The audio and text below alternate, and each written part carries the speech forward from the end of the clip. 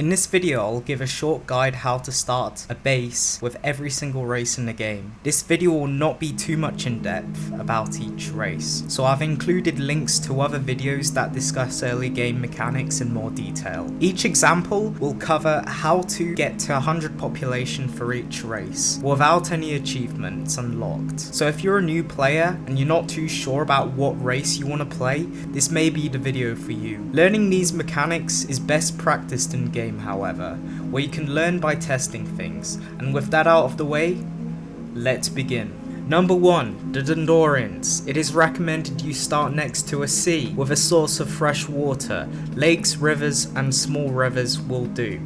Make sure that it's a cold climate for fishing and mushroom farm bonuses, as fisheries and mushroom farms have higher efficiencies in cold climates and dwarves enjoy eating those foods as well. Oh yeah, make sure it has one or more mountain tiles. Dwarves like living inside of mountains. The first thing you want to do when opening up the map is place the throne room right next to a mountain and next to the ocean as well. It'd be an extra bonus if you could get fresh water nearby too, as you can see on this map. You then want to build the essential services such as a hearth, well, and maybe even a speaker to boost happiness early on. The next thing you want to do is dig one tile deep into the mountain like this. What you then want to do is build a warehouse as well in the mountain. And then after that, you need to build a fishery. This will provide food straight away. It's relatively easy to construct. You may need to cut down some trees as well. Oh yeah, once the warehouse is built,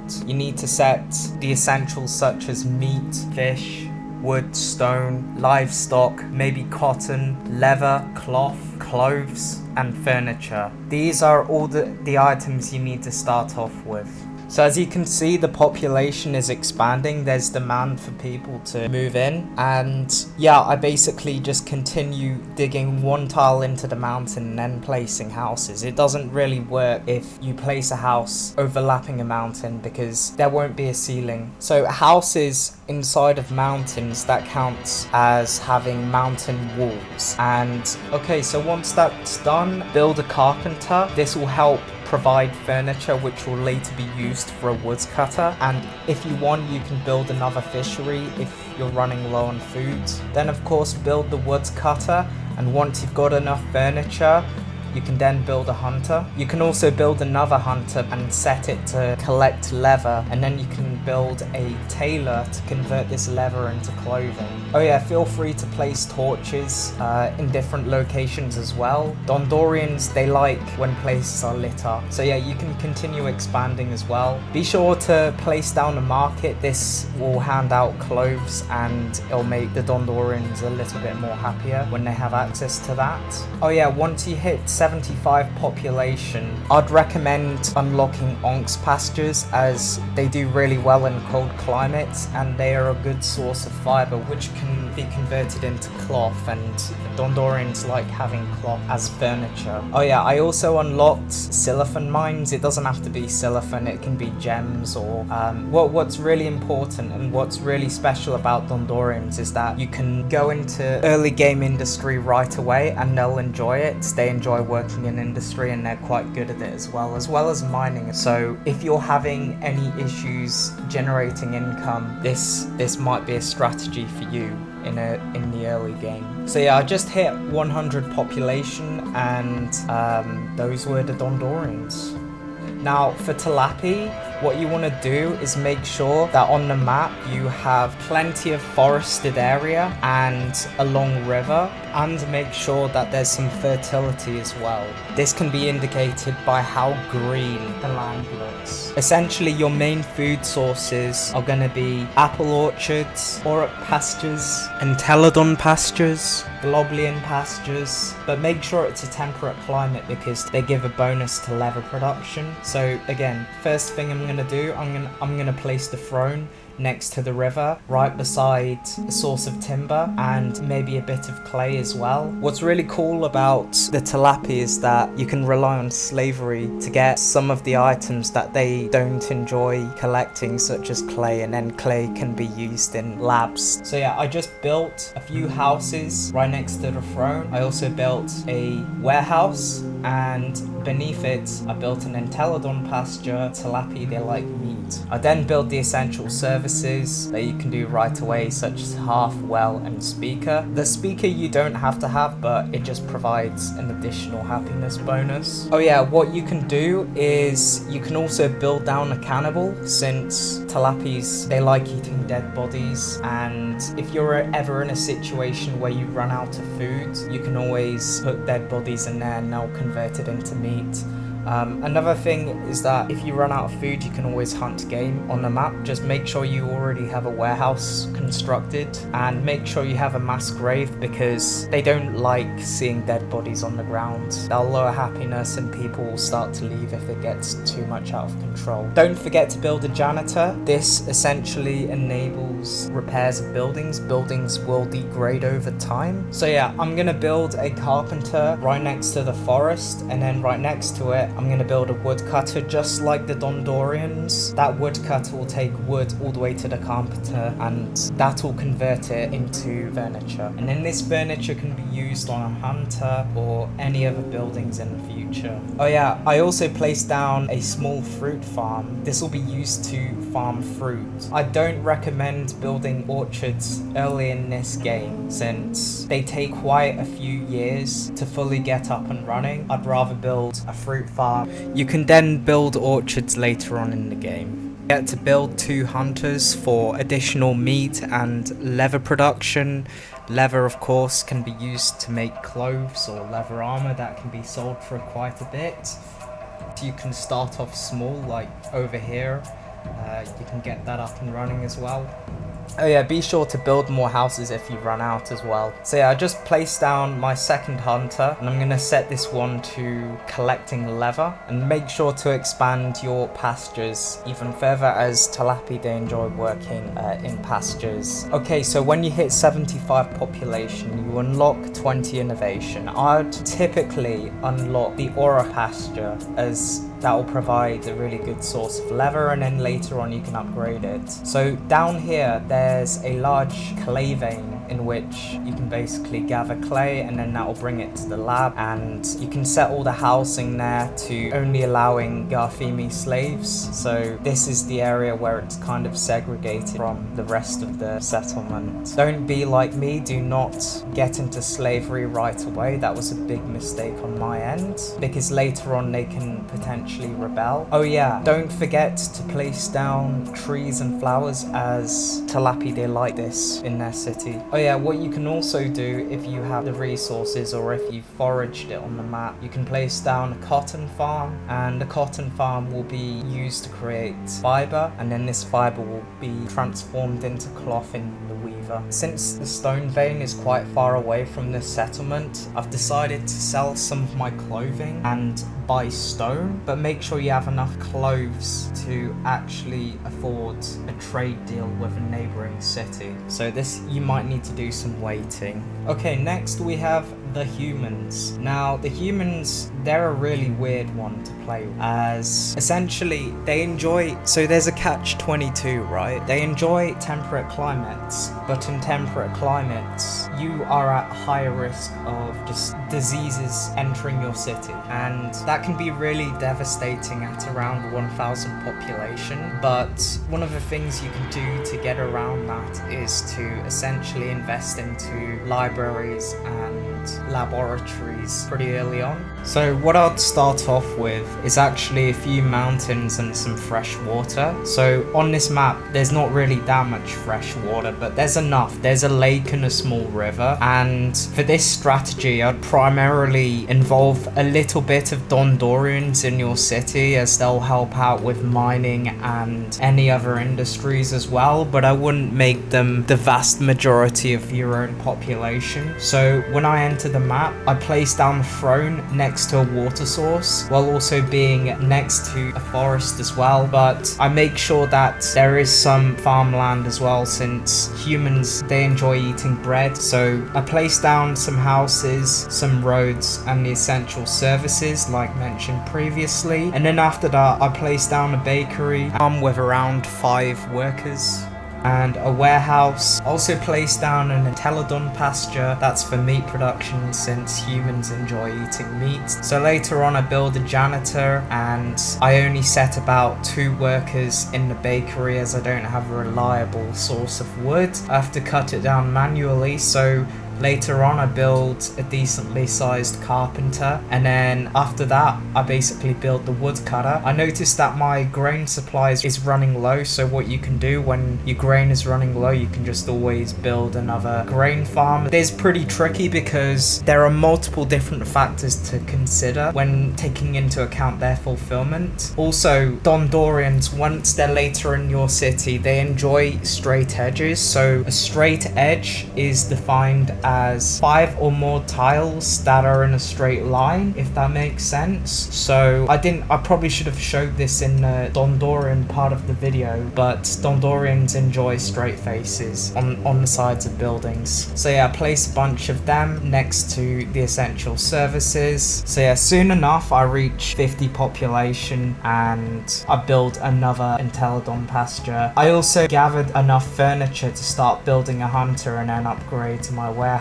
Another thing with humans is that they enjoy having quite a bit of decoration, so this involves flowers, trees, benches, you name it. So that is pretty achievable to get going early game. I'd also like to emphasize there's not enough stone, well, there isn't a reliant stone supply at the moment, so they'll either have to import stone or mine it themselves. It really depends how you set up your map, but in one of the later examples I'll show how to set up a satellite town. Alright, so I just reached 75 population. As you can see, I had to micromanage food a lot.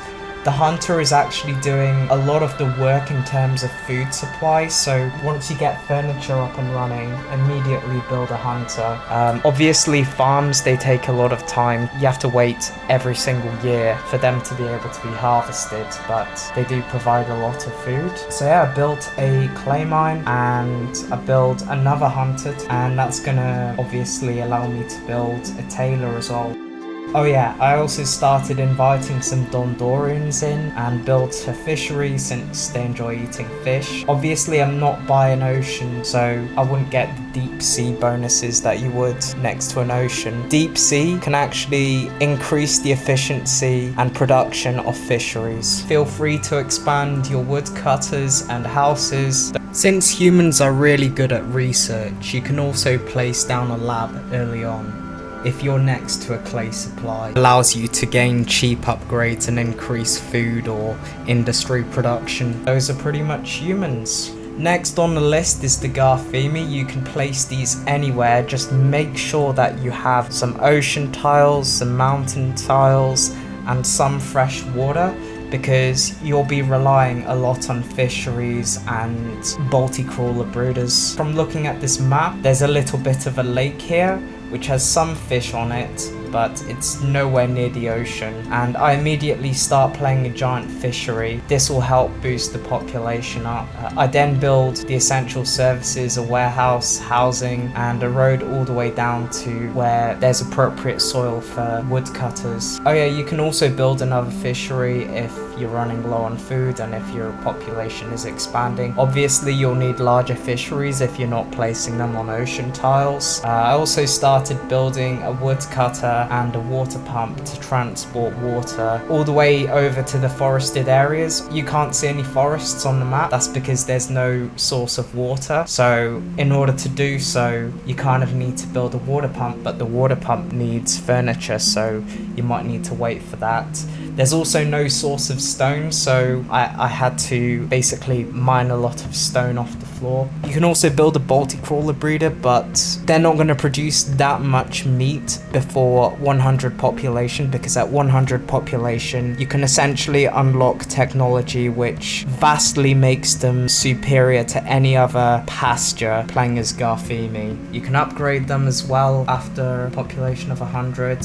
Another thing about Garfimi is that they like round buildings. Now if you're struggling to actually create roundness, what I sometimes do is I create this star shape and then I just copy and paste it around the map. You can see that in blue you can see roundness, and again, if you run out of forests, feel free to just fell trees all across your map. I'm currently at a point where I can build a hunter as I've got enough furniture, and I've also built a small Entelodon pasture just for some extra meat production. I'm also at a point where I can start mining the stone. Now, how I've made this mine is that I try and move the storage of the mine as close to the warehouse as possible, because that's where all the goods are going to be dumped. And then that effectively decreases the distance needed to travel for all of your warehouse workers. And then yeah, I built a tailor and another hunter for collecting some leather. And yeah, that's pretty much the Garfimi. Make sure to build down a market later on, as that provides some extra happiness points. Oh yeah, and don't forget to build a mass grave as well. Build a mass grave as soon as you start the map.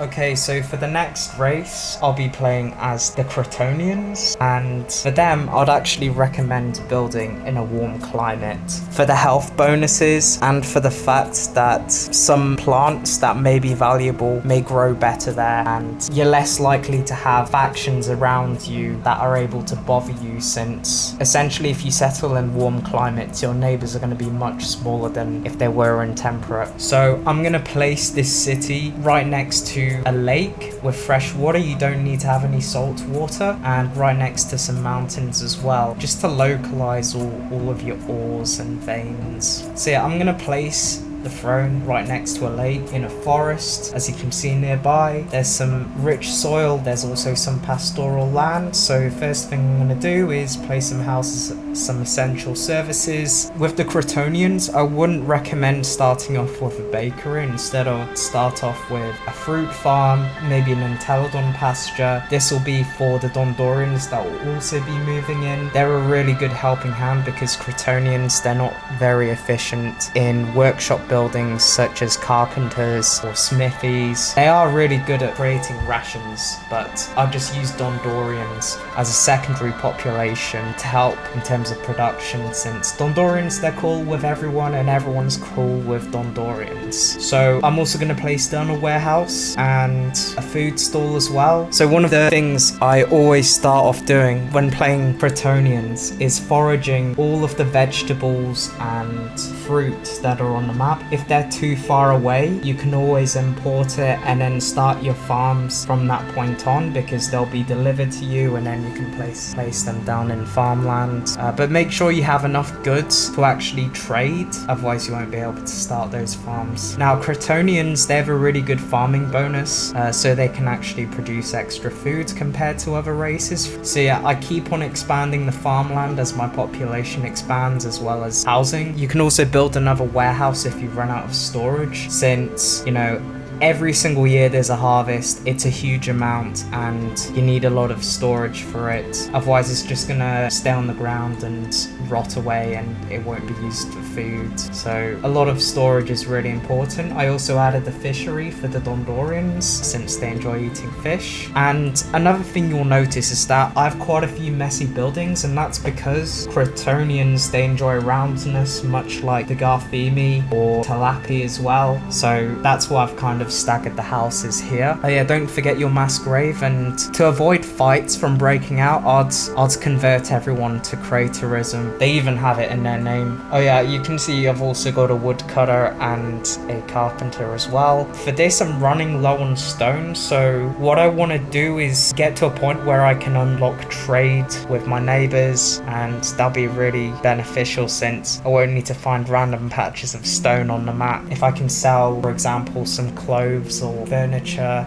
that can make a lot of money, and then I can import stone. I've also built an oryx pasture. I'm not going to rely on hunting. Instead, I'm going to rely on pastures, since Crettonians, they mostly enjoy, they're okay at husbandry, but they'd rather work in farms. Another thing is that decorations are kind of similar to humans, so I'd place down some trees, flowers, benches, and some torches. I also built a tailor to start producing goods to sell, and as you can see, I managed to buy a trade deal and I've got a stone supply, and then sooner or later I reached 100 population after expanding my farmland further. So the final race we'll be covering today will be the Amoebians. So you need to make sure you have on the world map is an ocean and some fresh water, and maybe some mountains for ores.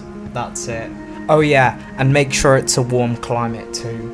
It's really hard to mess this one up. So immediately place down some houses, essential services, fishery, warehouse, all in a straight line. You can see that I'm quite far away from fresh water. Now I chose this map for a reason. It's to show you how to do satellite settlements. There's also a clay source really close by, so once I've got my population up and running, I can set my population to 75 and let people come in automatically. Once the population goes up, I add a little bit more people to the fishery. There's also a janitor here as well as a mass grave. So yeah, build a road all the way to the source of fresh water, as that's gonna pump a lot of the fresh water down to the first settlement. I also build a clay pit, but I'll have to wait a long time for all of these to be built. I also place down essential services in this second settlement here. I use workstations to get workers to focus their attention over here as well. And I build a storage, I build a warehouse, janitor, and some housing here as well. Then later on I build quite a large pump. You can press E to expand it, and I then build a canal all the way to the main settlement so that the efficiency of any pasture I build increases. Globalian pastures, they do really well in warm climates, which is why I chose it. So yeah, I'm just waiting for all of these to be completed.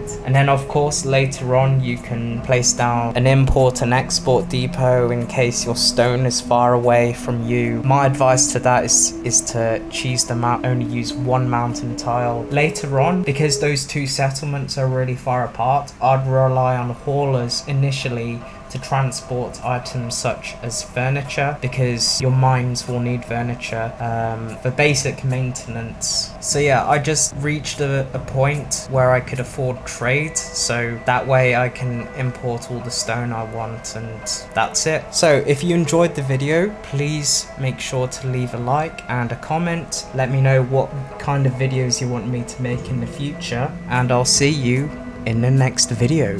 See ya.